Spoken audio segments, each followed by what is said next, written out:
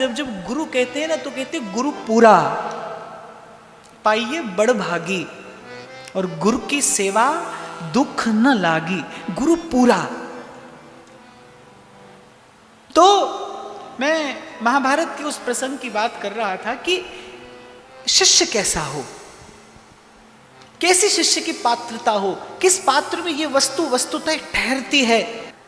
तो यहां मैं ध्यान ले जाना चाहता हूं एक बार आप सबका कि महाभारत का वो पात्र, और मैंने कहा मैं कभी भी जब अवसर मुझे मिलता है तो मैं इस पात्र का अवश्य चिंतन करता हूं, सुमिरन करता हूं मैं उसका, कि जिसने शिक्षा की याचना की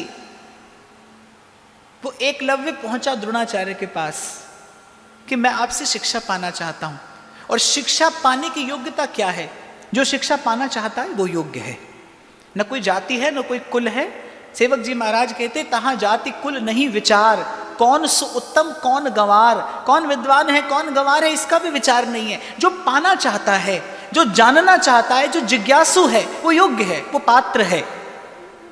जल की पात्रता क्या है? प्यास जल की पात्रता है। जो प्यासा है उसे जल मिलना चाहिए। तो ऐसे ही जो जिज्ञासु है उसे विद्या मिलनी चाहिए। तो वो एकलव्य जिज्ञासु है, वो सच में धनुर्विद्या पाना चाहता है, वो परिश्रम करना चाहता है, अथक परिश्रम करके वो विद्या पाना चाहता है। पर द्रोणाचार्य किसी कारण से ना कर देते हैं कि मैं वचनबद्ध हूं कि मैं राजकुमारों के अतिरिक्त, राजकुल के बालकों के अतिरिक्त मैं किसी को नहीं सिखा सकता, मैं किसी को विद्या नहीं दे सकता।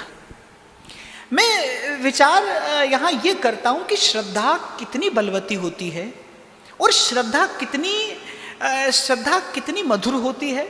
श्रद्धा में कितना प्रकाश है कि द्रोणाचार्य से ना सुनने के बाद भी एकलव्य निराश नहीं होता, उसके मन में निराशा का अंधकार नहीं आता। अर्थात उसकी श्रद्धा कितनी प्रकाशवान है कि निराशा का अंधकार छाने नहीं देती। श्रद्धा उसकी कितनी मधुर है कि द्रोणाचार्य से ना सुनने के बाद भी द्रोणाचार्य के प्रति श्रद्धा में कोई कमी नहीं आती।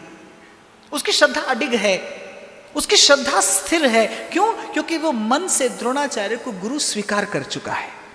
उसकी श्रद्धा कितनी प्रकाशित है, उसकी श्रद्धा कितनी मधुर है, और उसकी श्रद्धा कितनी सुवासित भी है कि आज तक आपको और मुझे खुशबू आ रही है उसके चरित्र से कोई ऐसी। तभी आप और मैं यहाँ बैठकर उसका चिंतन कर रहे हैं, उसकी चर्चा कर रहे हैं।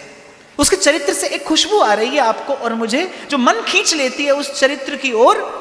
और मेरे जैसा कोई व्यक्ति यहाँ बैठकर प्रभु को स्मरण करने के इन क्षणों में उस श्री गोस्वामी जी महाराज रामचरितमानस में कहते भवानी शंकरो वंदे श्रद्धा विश्वास रूपिणो, श्रद्धा विश्वास रूपिणो। और आप सेवक वाणी पढ़ते होंगे, सबसे पहली बात सेवक जी क्या कहते हैं? प्रथम हृदय।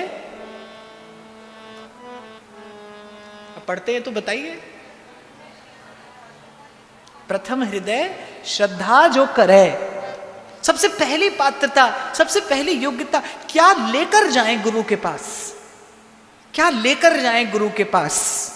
कैसे ये संबंध सफल हो? गुरु और शिष्य के संबंध की सफलता क्या है? मैं कल ही किसी से चर्चा कर रहा था कि मैं आज तक कहता था कि गुरु वही जो शिष्य को गुरु बना दे, क्योंकि उपनिषद का वाक्य है, ये उपनिषद का वाक्य है कि गुरु वही है जो अपने शिष्य को उसके मन का गुरु बना दे, अपने मन को संभालना सिखा दे। श्रद्धा और विश्वास की पूंजी को कैसे बढ़ाना है, कैसे संसार में रहते हुए, कैसे प्रत्येक कर्म करते हुए, कैसे सब सोहित निष्काम मति वृंदावन विश्राम श्री राधा वल्लभ लाल को हृदय ध्यान मुख नाम। कैसे सबका हित साधते हुए, विचारते हुए, सबके प्रति सद्भाव का प्रसार करते हुए। देखो, पत्ता कितना भी सुंदर क्यों ना हो, पर प्रभु के चरणों में तो फूल ही चढ़ाया जाता है। क्यों चढ़ाया जाता है फूल? उसका पहला गुण क्या है? निश्चित रूप से उसमें सुंदरता है, पर प्रभु के चरणों में क्यों चढ़ाया जाता है? सुंदर तो कागज के फूल भी होते हैं, पर प्रभु के चरणों में वो इसीलिए चढ़ाया जाता है क्योंकि उससे सुवास आती है, उससे एक सौरभ प्रस्फुटित होता है। उसका जो सौरभ है, उसकी जो सुवास है, उसके चरित्र की जो ये विशेषता है, वो उसे देवता के चरणों तक पहुंचा देती है। और मैं तो कहता हूं चरणों तक ही क्यों, देवता के मस्तक पर भी पुष्प सजाया जाता है, उसका शिरोभूषण भी उन्हीं पुष्पों से बनाया जाता है। आप वृंदावन में दर्शन करते होंगे श्री राधा वल्लभ जी का, श्री बिहारी जी के फूल बंगलों का, नख से लेकर शिख तक पुष्प ही तो होते हैं, फूल ही तो है, वो शिरोभूषण भी है। क्यों? क्योंकि उसके चरित्र की एक विशेषता है। उसके चरित्र की क्या विशेषता है कि उससे खुशबू आती है, उससे सुवास आती है। ऐसे ही आपको और मुझे भी, आपका और मेरा जीवन भी गुरु प्रभु के चरणों में निवेदन कर सके, इसके लिए आवश्यक है आपके मेरे जीवन में, आपके मेरे चरित्र में से खुशबू आती हो, सुवास आती हो। और चरित्र की खुशबू क्या है? श्रद्धा, विनम्रता, दया, करुणा, प्रेम, ये जो सद्गुण हैं, ये आपके चरित्र से खुशबू पैदा करते हैं। तो उस एकलव्य की श्रद्धा, मैं कई बार विचार करता हूँ, वो अकेला बालक, अभी कुछ दिन पहले मुझे ये महाभारत में ये प्रसंग जानता तो मैं था थोड़ा सा, पर मुझे बड़े विस्तार से पढ़ने का अवसर मिला। और तब से लेकर अब तक प्रतिदिन मेरा सिर श्रद्धा से झुक जाता है उस दिव्य बालक के चरणों में। कभी कभी कोई जीव ऐसा आता है जो युग युगांतर के लिए एक सिद्धांत की प्रतिष्ठा करके चला जाता है। वो चलता फिरता मंदिर बन जाता है कि जब उसका स्मरण करो आपका मस्तक झुक जाता है। तो आप देखो, उस समय जब उसके पास कोई साधन नहीं है, भील बालक है, उसके पास कोई बहुत अधिक साधन संपत्ति भी नहीं है, पर उसकी श्रद्धा के 3 गुण, उसकी श्रद्धा कितनी प्रकाशवान है कि उसको कोई निराशा का अंधकार नहीं छूता। कि गुरु ने सिखाने से ना कर दिया, गुरु ने मंत्र देने से ना कर दिया, गुरु ने विद्या देने से अस्वीकार कर दिया, तो भी उसके मन में कोई निराशा नहीं है, उसके मन में कोई निराशा नहीं है। और द्रोणाचार्य ने थोड़े कठोर शब्दों में कहा कि चले जाओ, मैं तुम्हें स्वीकार नहीं कर सकता। गुरु से अस्वीकार होने के बाद भी गुरु के प्रति श्रद्धा कम नहीं होती। श्रद्धा कितनी अडिग है उस बालक की, कितनी अविचल श्रद्धा है उस बालक की। और उसमें ये खुशबू तो है ही, इसमें ये खुशबू तो है ही कि आप और मैं उसकी चर्चा कर रहे हैं। और क्या परिणाम आता है देखिए, वो द्रोणाचार्य की मिट्टी की मूर्त बनाता है और सीखना आरंभ कर देता है। अगर बुद्धि लगाएंगे तो कोई उत्तर नहीं, किसने सिखाया एकलव्य को? गुरु तो देना ही नहीं चाहता, गुरु तो सिखाना ही नहीं चाहता। इसीलिए हमारे व्यास जी कहते हैं, गुरु के माने शिष्य नहीं, पर शिष्य माने गुरु होई। गुरु के माने शिष्य नहीं, शिष्य माने गुरु होई। मैं ये प्रसंग आज इसलिए निवेदन कर रहा हूं, कहने को आज गुरु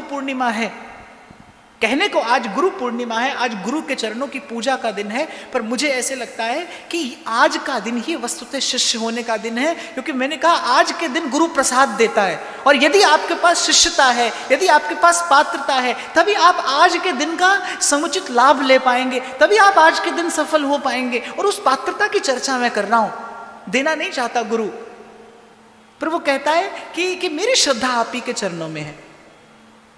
अपने मन की मैं जानूं और पी के मन की सांसों की माला पे सिमरूं मैं पी का। मैं आपको अपने अनुभव से बताऊं बाप, कि ये जो मान लेना है ना किसी को अपना, इसमें बड़ा बल है, इसमें बड़ी शक्ति है, इसमें अतुलित सामर्थ्य है। ये प्रकृति को चुनौती दे सकता है। ये किसी को अपना मान लेना, इस अपना मान लेने में बड़ा बल है। आप क्या करते हैं? आप जीवन भर जानने का प्रयास करते रहते हैं, पर जानने से जाना नहीं जाता, मानने से वो अपना हो जाता है। जैसे दूसरे शब्दों में मैं सदा पहले दिन से आपसे कहता हूं कि खोजने से नहीं ढूंढा जाता उसे, वो तो पुकारने से सुन लेता है। और दौड़ा चला आता है। और दृष्टि उठाकर देखिए, जिन जिन संतों की आज तक आप और मैं चर्चा करते आए, वो मीरा हो, वो सूर हो, वो कबीर हो, वो तुलसी हो, सबके द्वार तक गुरु आया है। वो नहीं गए, कहीं नहीं गए, क्योंकि वो तो असमर्थ हैं। और परिणाम क्या आता है एकलव्य के भाव का? अब देखा जाए तो द्रोणाचार्य को एकलव्य से गुरु दक्षिणा मांगने का कोई अधिकार नहीं है।